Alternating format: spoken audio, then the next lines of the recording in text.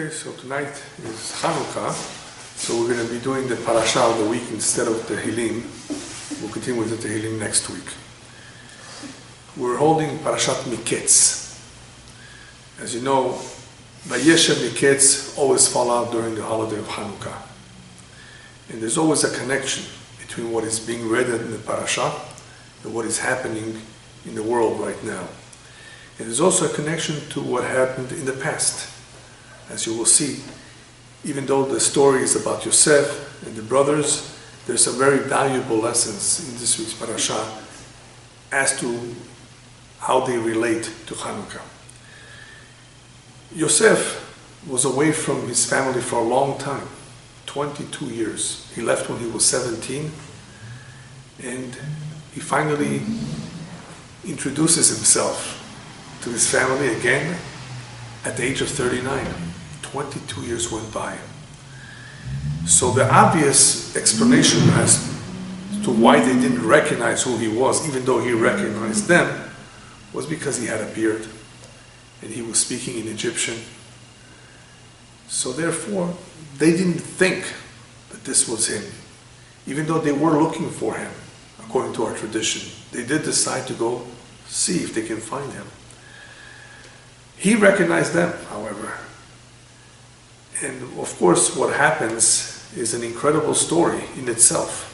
This whole incident, where they meet up after so long, is very dramatic. Especially the moment where he reveals his identity. Next week's Parasha Miketz. It is so dramatic that they made a movie out of it, as to how this evolved, how this came about. And many, many details are described in the movie, but not all the details. They cannot know the background. What was going on in Yosef's mind? Why did he tell them you are spies? Did he really suspect them? What is going on? There's a lot of questions. And even though we have several explanations in the commentaries as to why he did some of the things he did, it's still not clear. It's very difficult to understand. Is Yosef taking revenge, perhaps? No, Yosef is not that type. But we don't really know. It is important to always read the entire parasha, and I always advise to read the following parasha too, Vayigash. When you read Miketz and Vayigash together, you more or less get a picture of what was going on. What explains his behavior? But there's also a lot of questions, it's very puzzling, about the brothers too. How come they couldn't figure this out? You can go on and ask many questions. For example, what would Yosef have done if his brothers did recognize him? Did he want them to recognize him? Perhaps he was afraid. Who knows? Maybe they still hate him. You see what I mean? There's a lot of questions as to why Yosef did what he did. What did Yosef have in mind when he tells his brothers, after accusing them that you're spies, you're not telling the truth? I have something else to add. He says, Et Elokim ani oreh. I fear God. What difference will that make? You think that will somehow convince them that he's being sincere? What do those words mean? So let's begin with perhaps this idea of fearing God. Rabbi Yochanan, the great leader Rabbi Yochanan, right before he passed away, he called on his students and had some last instructions. They wanted to hear from their rabbi. Please tell us how to live our lives. These are the last moments of Rabbi Yochanan's life. He definitely is going to put the emphasis on what's really, really important. And he says to them as follows, I wish for you that you should have Morat Shamayim, the fear of heaven should be upon you, like the fear of Basar Vadam, like your fear of a human being.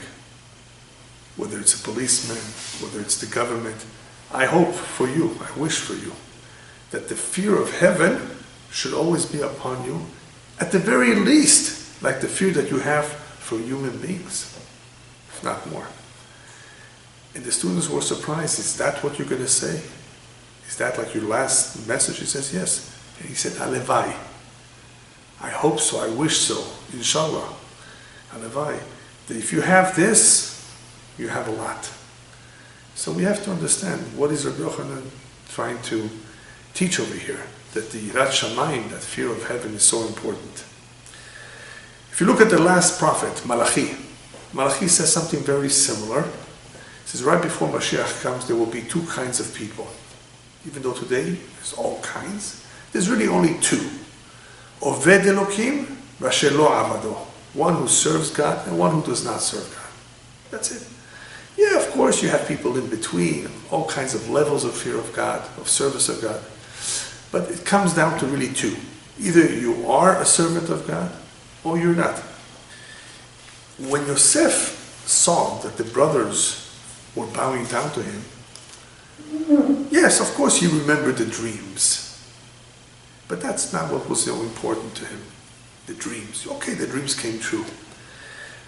When he saw these brothers who were very, very strong, very courageous, very, very determined, when he saw them bowing down to him, he said to himself, are they bowing down only to a human being because I have all this power?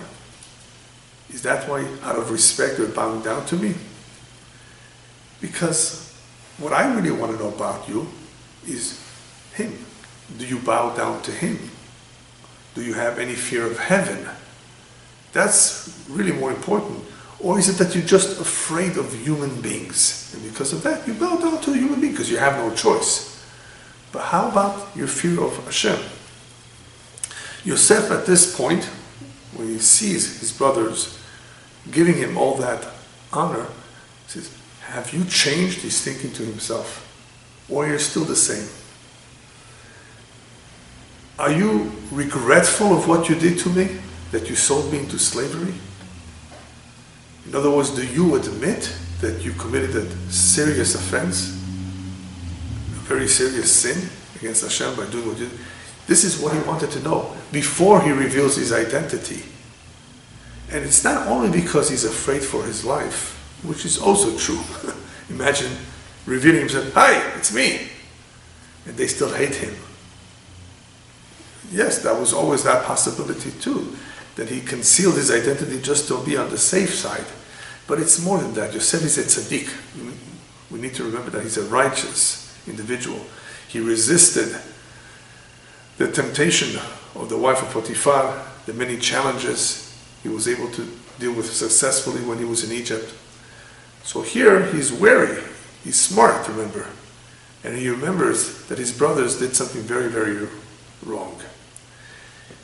And because he's a tzaddik, he wants to make sure that they've changed their ways. Hopefully they matured, they learned their lesson, they did teshuvah, they repented. So he wants to know, how is their fear of heaven? Therefore, initially, he puts up all kinds of stumbling blocks. He makes it difficult for them. He gives them a hard time, as they say in English. Even though that's not his intent. Not at all. He doesn't want to make it difficult for them. Yirat Elokim, the fear of heaven, makes a big difference, whether someone has it or not. If someone does not have the fear of heaven, he can easily kill someone. What holds back a lot of people who have it in their nature to be cruel, to hurt others, not to do so, is only the fear of heaven, or the fear of getting caught by the authorities. But the fear of getting caught by the authorities is not as strong as a real fear of heaven. Because people may think, okay, I may be able to get away with it. Nobody will ever know. But he knows. He can see you no matter where you hide. You can't hide from him. That's why it's very important to know if somebody really has Yirat Elokim, because this will determine how he will be as a partner, as a friend. This will determine what kind of an individual will he be. Will he cheat in business or not? Or will he be honest? If there's no Yirat Elokim, if there's no fear of heaven, it's very difficult to trust. Even though sometimes we're trusting because we believe, we've done business with him in the past. Yes, that's fine. Usually that's fine. But you never know. Sometimes people, are going to borrow money from you or are going to buy merchandise, and they know already that they're going to go bankrupt. I'm sure you've heard of cases like that. And poor fellow, the guy who's selling them the merchandise, has no reason to suspect. He's done business with him for 25 years. He's always paid on time. And right now he's about to take a lot of merchandise and claim bankruptcy. Dishonesty. For whatever reason, he wants to do that right now. He's broke, he owes a lot of money to others, he has more pressure with others, and maybe he thinks, this guy is going to be nice to me. We've done business for 25 years. It's still dishonest. If there's no Yirat Elokim, everything is possible. That is why the rabbis tell us, remember, when it comes to human beings, no matter how impressed you are with them, kabdeu v'hashdeu. Respect him, but suspect him. You never know. And they make us write down agreements, sign it, because you don't know. Let's say the guy is honest, and he passed away. His children don't know what the father did. Your dad owes us money. He never told us. So it's not only because of dishonest people that you need to write things down, it's because of all kinds of possibilities that can happen. The guy forgot. There are many, many stories of great rabbis who used to lend money, gemilut chasadim, as a kindness, as a favor. And they used to write it down, of course, when they lent it, and used to write it down when the money was received. I'm only telling you in brief. It's a long story, this particular story that I'm telling you. But briefly, this one incident where the man received a large amount of money, and one day he came back to return it. The rabbi was busy learning. And he took the bundle of money and put it underneath one of the pages of the Gemara that he was studying. And figured that later on he'll write it down. He never wrote it down, that the man returned money. And weeks later he asked this individual, where's the money? He said, I gave you back the money. Remember, I came back the other week. It became a big scandal. A big, big scandal. And the man went through a lot of shame because everybody believed the rabbi. The rabbi always writes it down, and if he didn't write it down, that means the guy did not return it.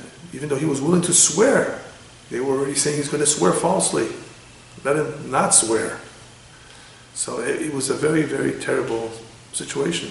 Until a long time later on, after this man had to move to a different neighborhood because of all the shame, the rabbi discovered it in that book.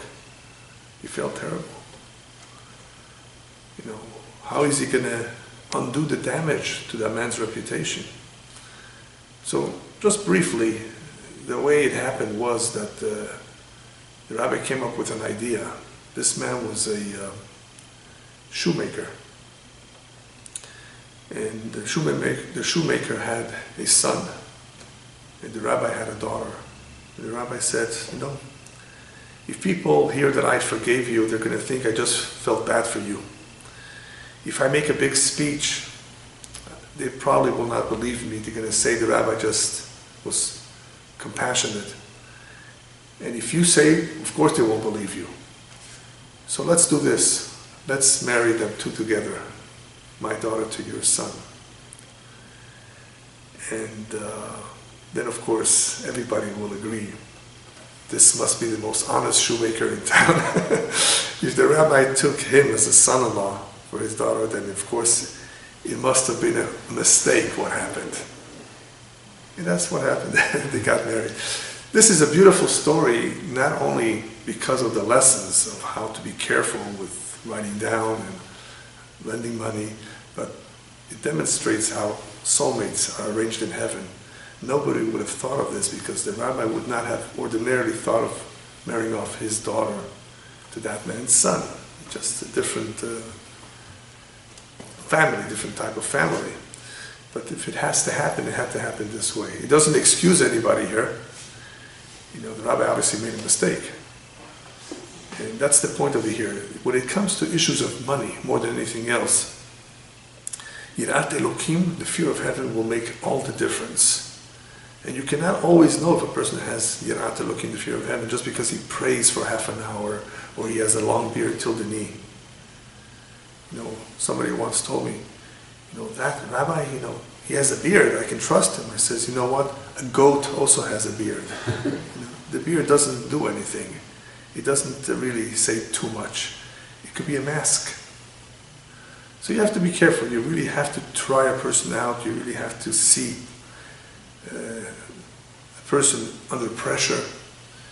Unless it's a small amount of money that you don't mind. But if you're going to be giving someone a lot of money, you have to be really, really careful.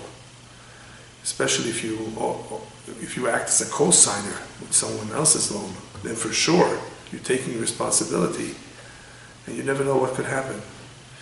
So I give you just a couple examples of Yirat Elokim, how it could make a difference. Yosef wants to see how the brothers are going to react. He definitely was curious whether they would recognize him, because what would that tell him? It would pretty much show him indirectly, oh, they recognize me, perhaps that means they recognize me as a brother. That's what he was really after, not just the features. Do you recognize me? Right? The same Yosef. By recognizing him, that would be an indicator that they recognize him as a brother, as an equal. Because he recognized them, the Torah is telling us, not that he just recognized who they are, but that he was not a revengeful person. Recognized them as brothers. He could have taken revenge, but he did not.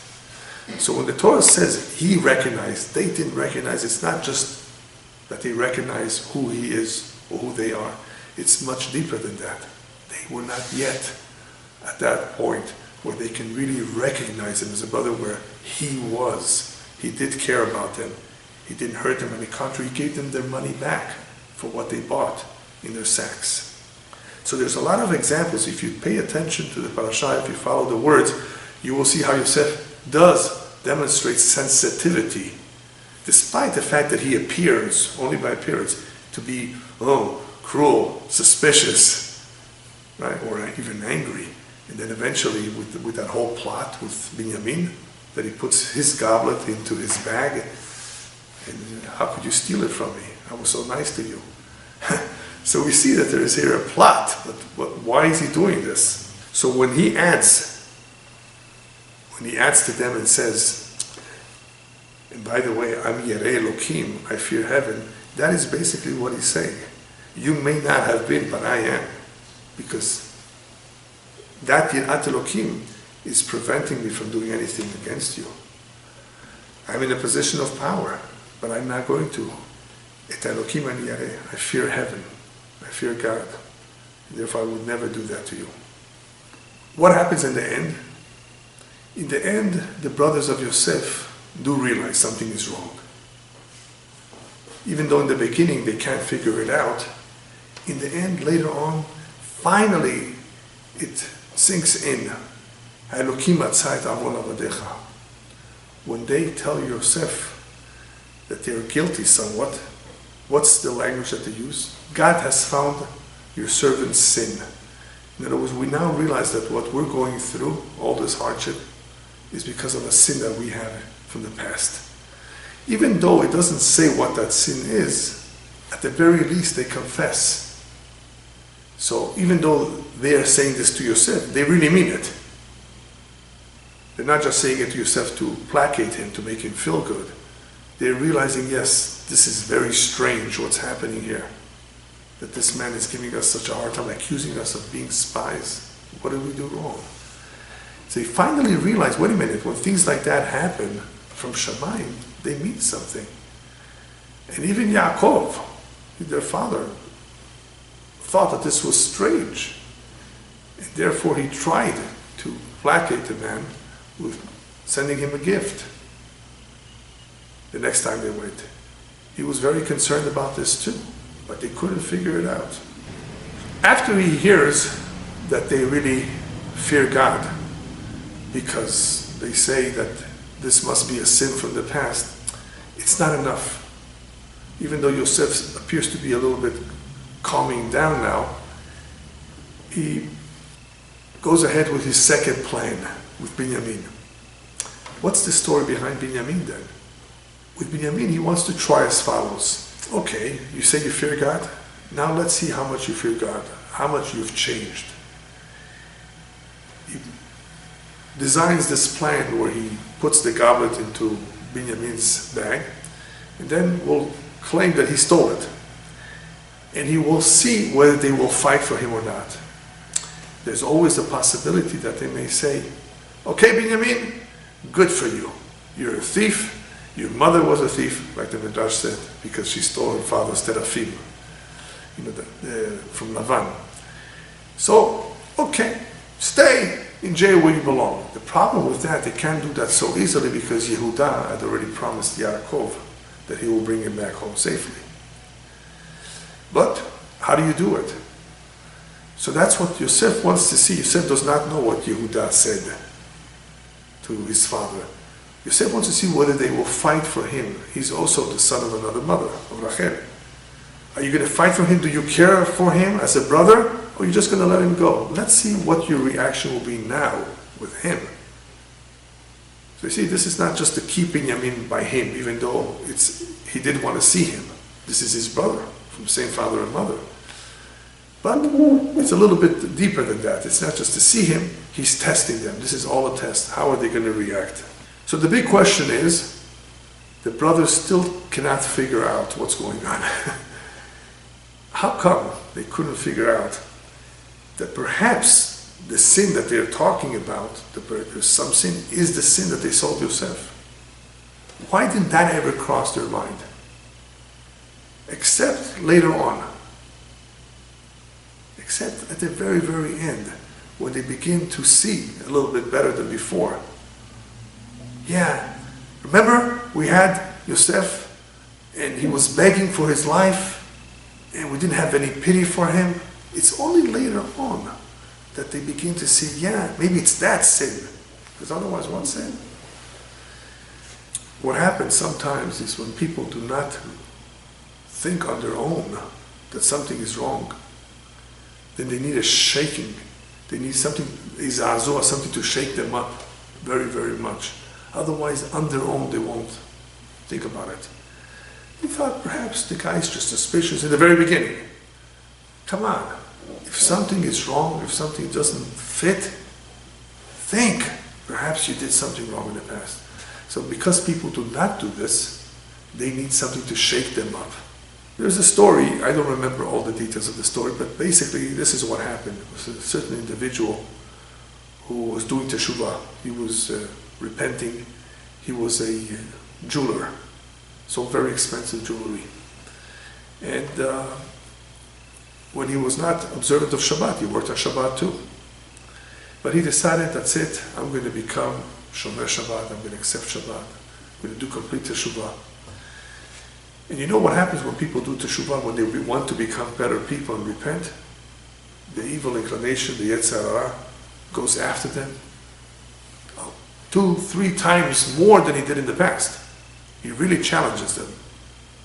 Oh yeah, you're going to see your business is going to do a lot better now than before.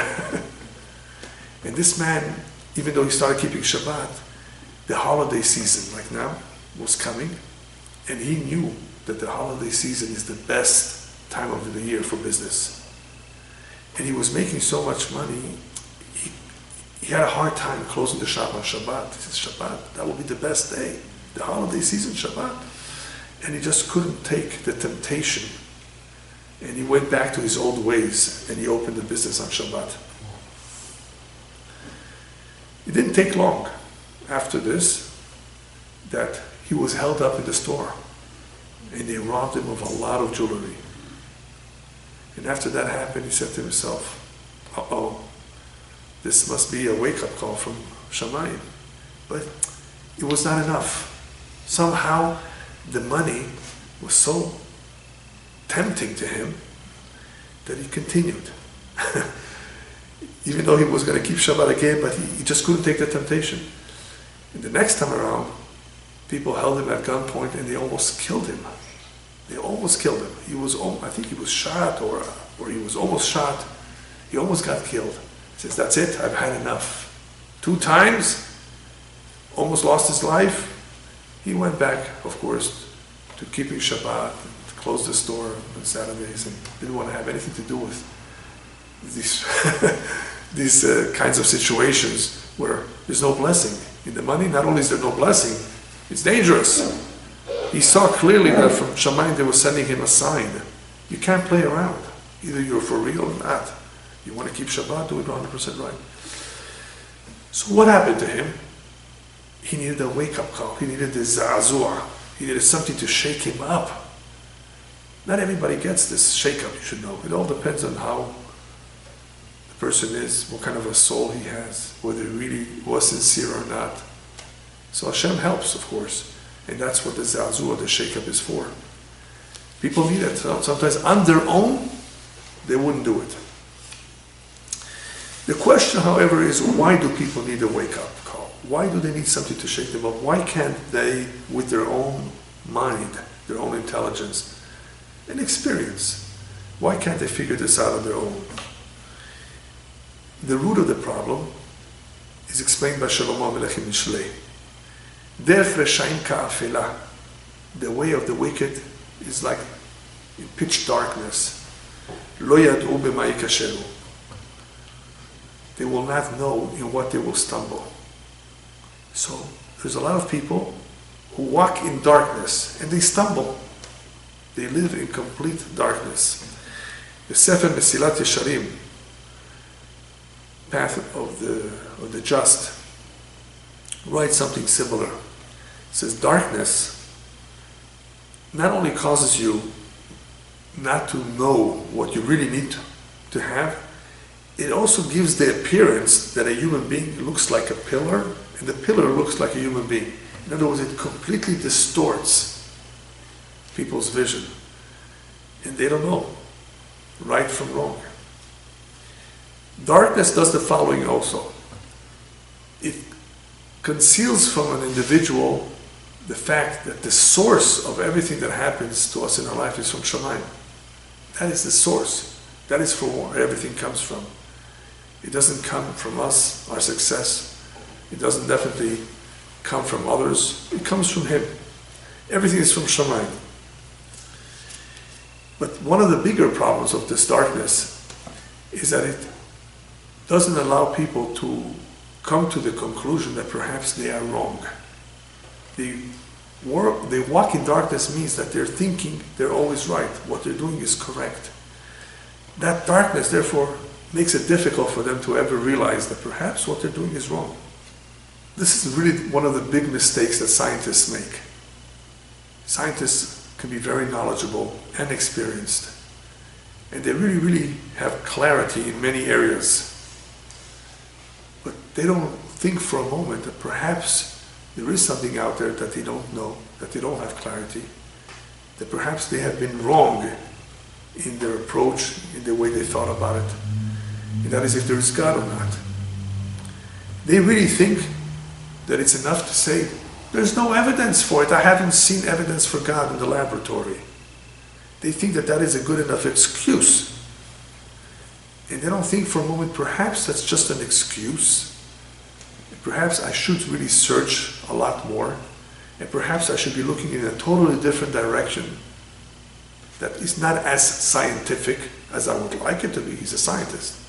Perhaps I have to give a chance, a fair chance, to all those great minds that lived before, who were scientists as well, and philosophers, great men, who were not necessarily so religious, but they believed in God. Is it possible that they were right and I'm wrong? Is it possible they knew something, saw something, experienced something, and that's why they reached that conclusion? Perhaps I should give this more thought.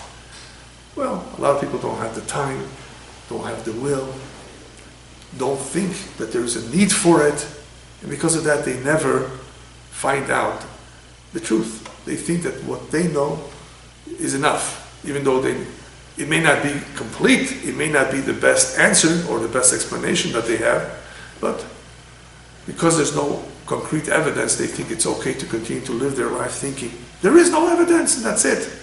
You can't prove it. So that's one big mistake, that they're not capable of looking in a totally different direction. That's darkness. It's complete darkness, not being able to think for a moment perhaps you're wrong. Darkness, however, does one more thing.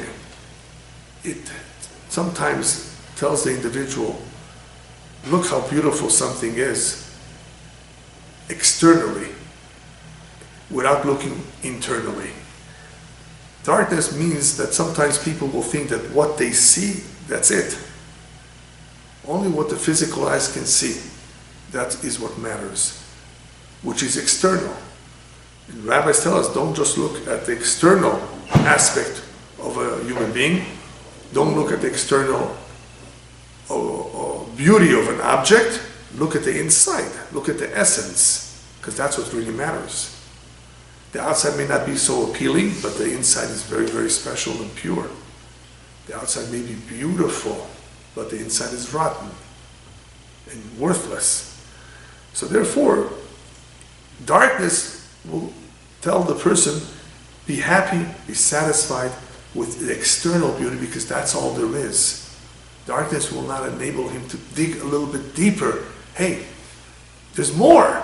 Dig a little bit deeper, and you will find the real essence of what you're looking at. And this is, of course, what the Greek philosophy was. The Greek philosophy was to emphasize the external beauty, the muscles of the human being, all of that, and not the inner beauty that people are capable of. So if that's the case, if all you look at is on the surface, what the person looks like on the surface, that's all sheker. It is deceiving, it is misleading, because it's not the essence of the person. Based on this idea that a lot of people just look at things externally, they think, oh, this is great, this is beautiful, without digging a little bit deeper, we can understand why Yosef was not successful in convincing the Egyptians to stop worshiping idols. I had that question to myself. Here Yosef is second in position, second in power. He has a lot of power. He can easily give a lot of speeches, convince the people, not by force. Listen, you know the hunger that just happened to you? 7 years of hunger. Ask yourself, why is this happening? Why is there 7 years of hunger? Okay, that was the dream of Paro. There are going to be 7 good years, and after that 7 bad years of famine. But wait a minute, why should there be famine to begin with? That's not a good sign. You know what some people would say? Oh, it's El Niño or La Niña, the weather, global warming, all kinds of excuses. So my question was, why didn't Yosef tell them, hey guys, you know why you just suffered for so many years? Because you're continuing to worship idols. Stop this business of worshiping idols. Stop being pagan. There's a God, and he doesn't like it when you worship idols. So why didn't he do that? He wouldn't have been very successful if he tried. Maybe he did try a little bit. We know, for example, that he did convince some Egyptians to circumcise themselves. That was a whole other idea of why he did that. That somehow they didn't have such a hard time with, but had he tried to change their way of thinking from paganism to monotheism, he would not have been so successful. Why not? If you look at Sefer Shemot, Vayera, Bo, Shalach, you look at those parshiyot where the Torah describes the plagues, the makot. The Egyptians got many, many makot. They got quite a few plagues. Until at the end, Paro released the Jews and they left Egypt. Now we know Paro was stiff-necked. He was stubborn.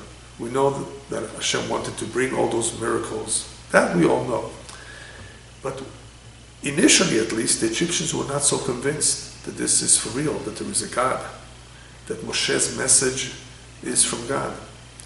Why not? The makot, the very first makot, at the very least, in the very beginning, were not enough. Because their attitude was, those makot, frogs, locusts, it's an act of nature perhaps. Yes. It could be mikre. That's another excuse. It happened by chance that somehow there was a lot of hail. Or Egyptians were into black magic. They could have figured, this Moshe is a bigger magician than us. He knows more. Anything but to say that this is God. When they said that this is God, at only one point did they say that the ones who somewhat were familiar with witchcraft, they are the ones that say, lice? That's etzba Elokim here. This must be the finger of God. This is an act of God. And the reason for that is the commentators explain because of lice is something so small that to produce such amount of lice cannot be done through demons. Some of the witchcraft that they did came about through the help of demons. It says the demons don't do these kind of things. If they're that small, they don't have the power to bring this about. So this must be handcraft. So momentarily you do see them confessing, you do see them admitting that God is involved. But they were not shaken up enough. Why not? Because there's a lot of excuses. When something happens, it's very easy to blame all kinds of things, but to say that this is an act of God. This is weather, this is just a rare occurrence, or witchcraft, whatever it is, but God. What does this tell you? This tells you that when people are in darkness, and paganism and atheism is the real darkness, pitch dark, it's very hard for them to come out of it. Very difficult. It's very difficult to convince them. Because to be able to get someone to admit to the truth, you have to get him to do it on his own. On his own meaning that you can't force it on him. Because when you force something on someone, that maybe it will last for a little bit of time, because you force it, but if he comes to the conclusion on his own, it has a better chance of lasting. So therefore here, because of the darkness that they were in, immersed in very deep darkness, they just couldn't come out of it so easily. How does one come to the truth? When he learns. When you learn Torah. Torah is light, which is what we will talk about next, how this all relates to Hanukkah, which is all about the light.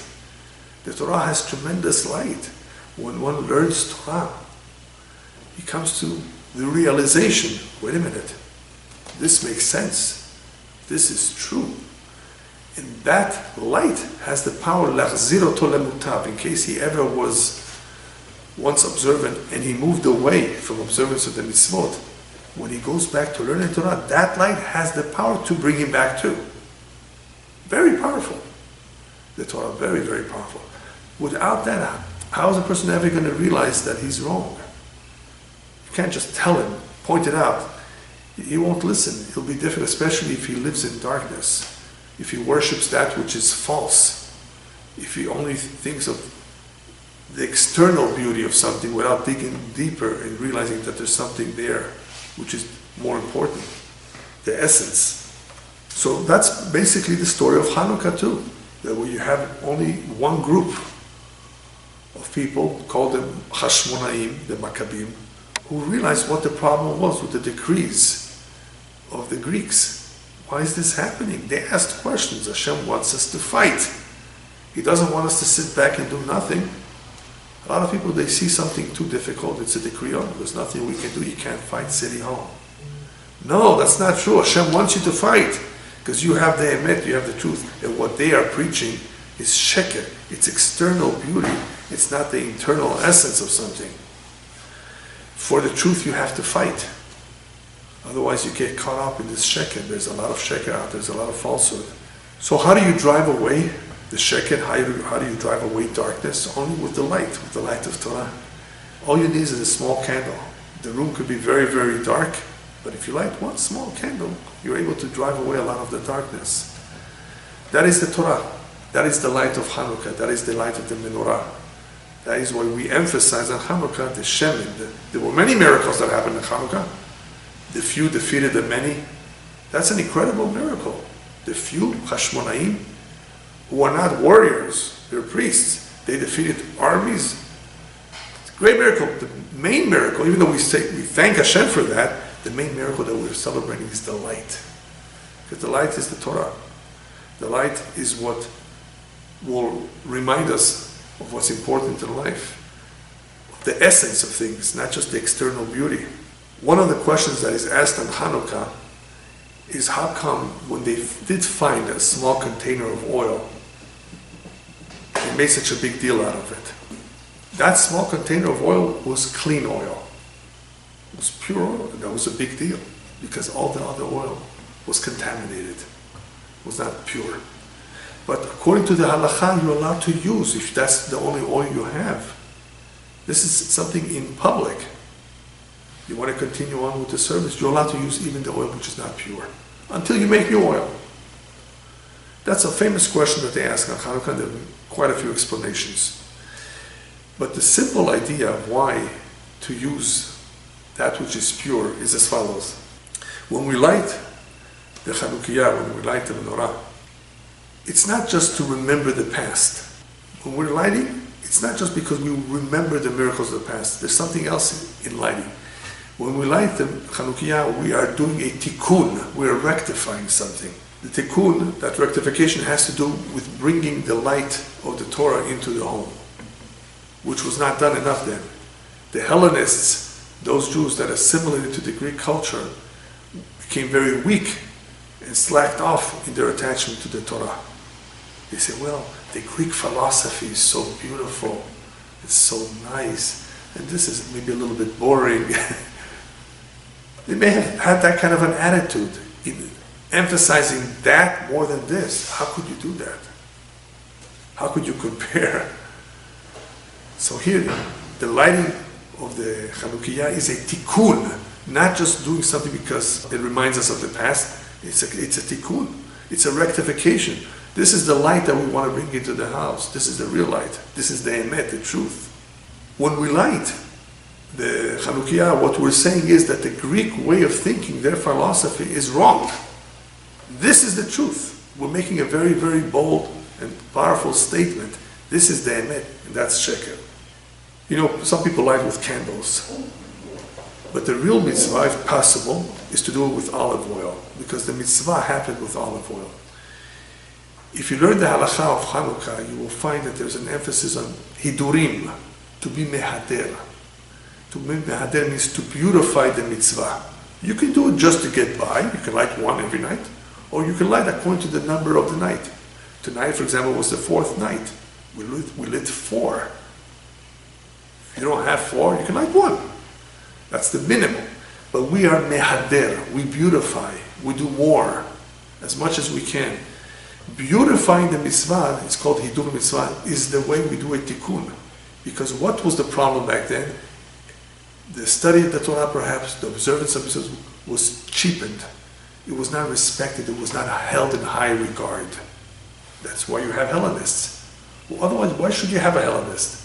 Somebody that moves away from the Torah and goes and learns about the Greek culture. Why should he do that? Because when you let go of the Torah, when you think that the Torah is not so important, God forbid, then that's what happens. You fill your mind with other things. So the tikkun is to be mehader. Mehader means to beautify, but it also means to respect. You respect this. I'm going to not just light one, I'm going to light all 4 tonight. I'm going to use olive oil, the best, extra virgin. Right? Pure, clean. Costs more money, so what? I want to show that I care about the mitzvah, that I respect it. This is the way I do it. So you see how this is a tikkun. It's a tikkun. That is why when they found one container of pure oil, it was such a big deal because, wow, let us do the mitzvah, if possible, with the pure oil, not just with any oil that's contaminated.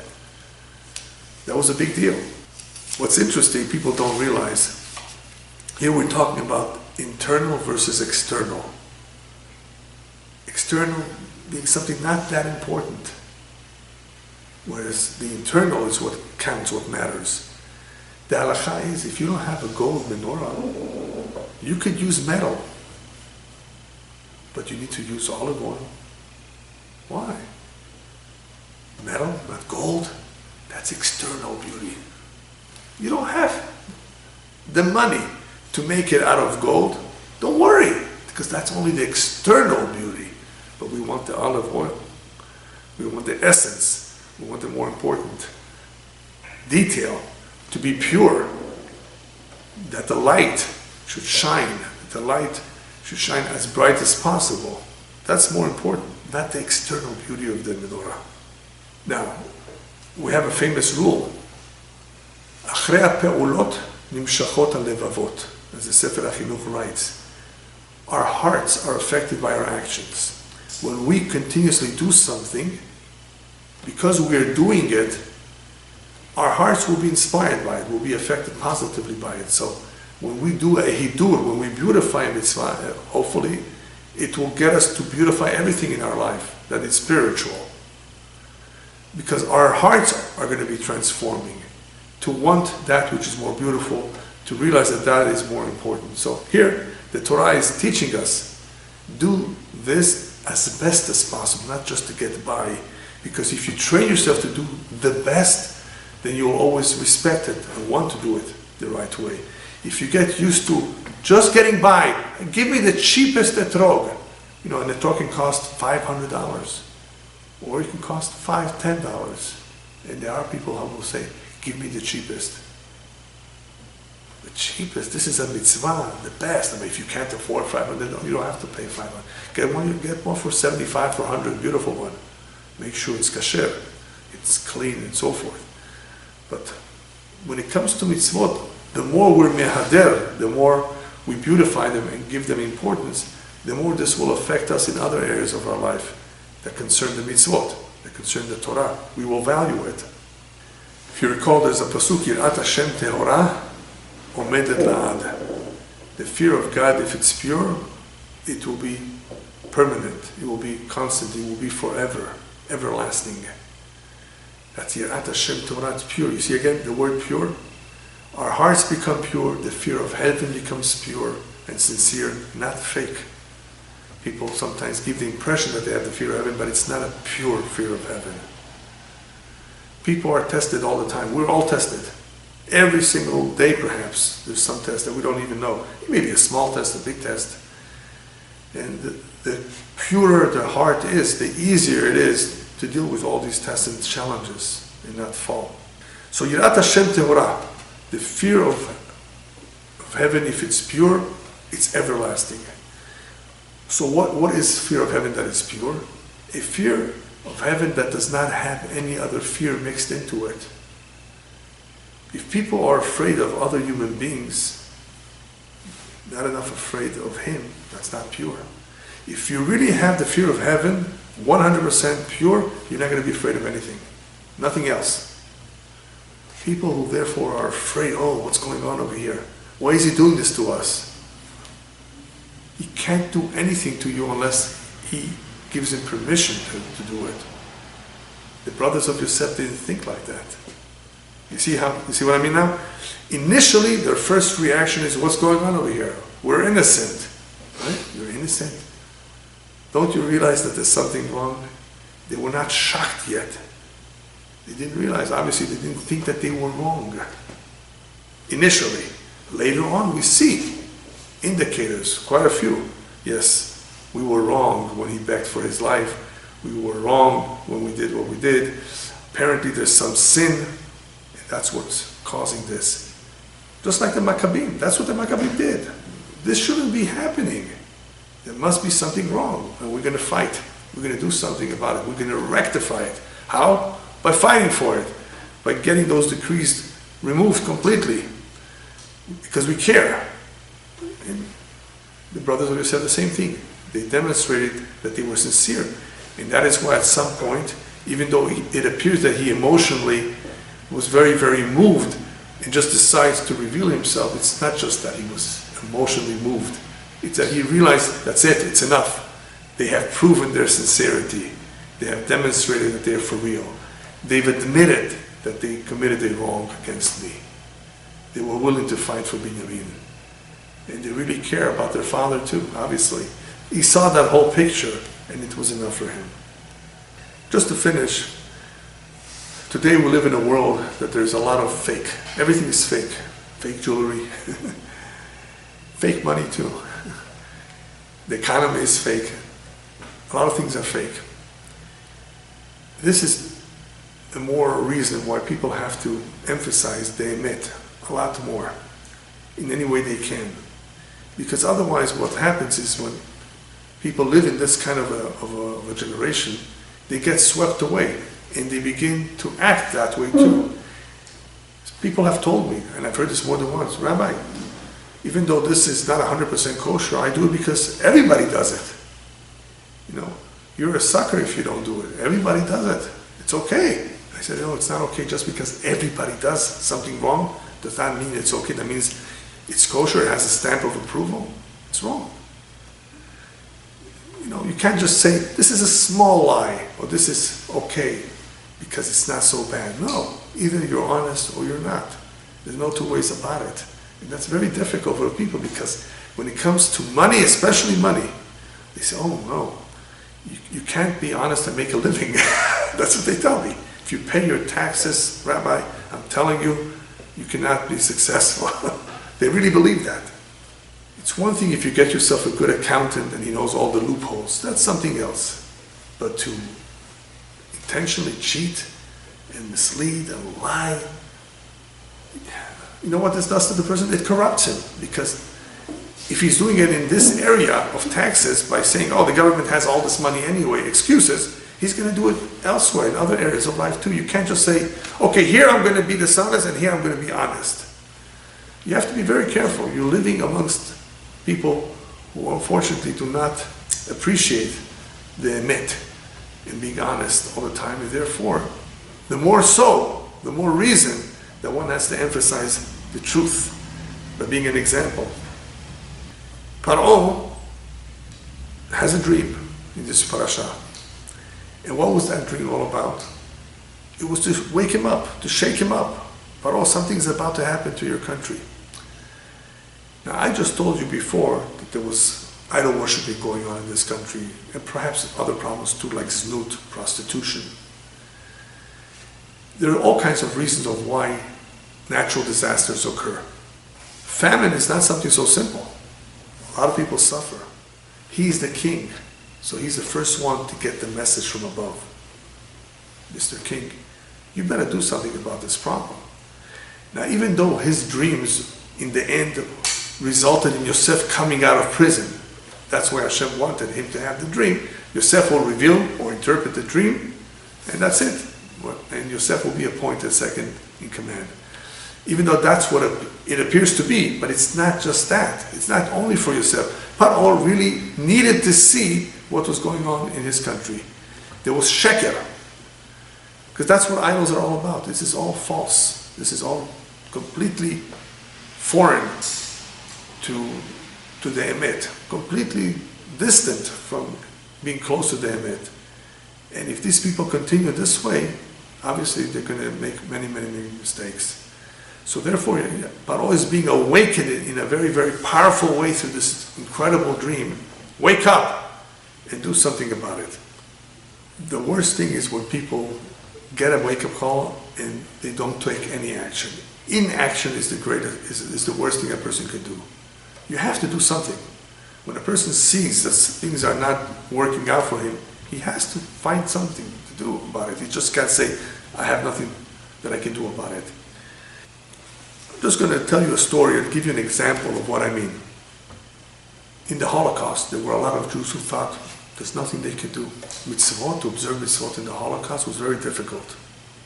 Very difficult, but there were many stories of self-sacrifice. Here's a small story, important story. The Jews got every morning a certain amount of margarine to keep them going. They needed a little bit of fats. But it was Hanukkah. And one Jew decided, we're going to celebrate Hanukkah here. They said, where are you going to get the oil? Where are you going to get the wick? No problem. The oil, I'm going to use the margarine that they needed for themselves. They were going to sacrifice. He was at least going to sacrifice his margarine to have a little bit of oil. Wick, he took out a button from his pajamas or whatever he had. He took out the thread of the button and used that What about the container for the oil? The button. So the button acted as a container, the thread was the wick, and the little bit of margin that he had was the oil. And of course, by making the blessings and by saying Hanerot Halalu and singing, you know what he did? It wasn't just a mitzvah that he observed. He gave hope to all the Jews that were listening to him. Wow, Hashem has made miracles in the past, he can make miracles now too. He gave them hope, even though it may have been only for a couple hours or a couple days, maybe, but it gave them hope.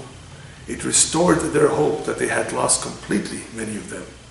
So through this one act, look what you can do through this one minor act, apparently minor. It's not just a mitzvah. It's that you were able to give such hope and encouragement to people who did not have it. What happened after he lit? Nazi came in running. What's this? What's this light coming from here? Where is this? What's this? He was yelling at them, and he saw them in Olah. You realize what you just did? You're sending signals to the enemy up there. The airplanes of the enemy, if they see a little bit of light, they're going to bomb this place. This is dangerous.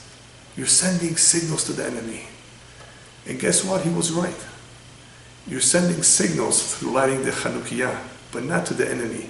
You're sending signals to the entire world that the Jewish people are still alive. Am Yisrael Chai V'Kayam. Amen.